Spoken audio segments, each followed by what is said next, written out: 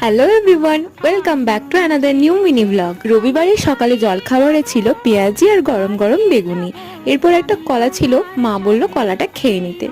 এদিকে মায়ের সমস্ত রান্না কমপ্লিট হয়ে গেছিলো, তো আমি বললাম যে দাও আমি মাছের ঝোলটা করি, বাকি কাজগুলো তখনকে তুমি করে নাও। রান্না করতে করতে আমার আবার খিদে পেয়ে গেছিলো একটু, তাই ফ্রিজে দেখলাম একটা সোনপাপড়ি ছিল, তো ওই একটাই ছিল, খেয়ে নিলাম। এরপর মায়ের হাতে হাতে কয়েকটা কাজও করে দিলাম।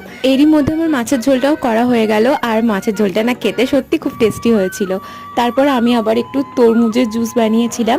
তরমুজ কেটে ওভাবে গোটা গোটা খেতে না আমার একদমই ভালো লাগে না, তবু ওইভাবে জুস বানিয়ে খেতে একটু ভালো লাগে। আর জুস বানানোর সময় না আমি ওভাবে ছাঁকি না, ওটাকে ব্লেন্ড করে তার মধ্যে যা যা মিক্স করতে হয় সেভাবেই করে খাই। আর এটা খেতে কিন্তু ভীষণ রিফ্রেশিংও লাগে। কিভাবে বানাই সেটা তো আমি চ্যানেলে অলরেডি আপলোড করে দিয়েছি, চাইলে দেখতে পারো। এরপর স্নান টান করে স্কিন কেয়ার করে লাঞ্চ করে নিলাম, আর একটা হোয়াটাই ইটিন হেডে খুব তাড়াতাড়ি আসছে।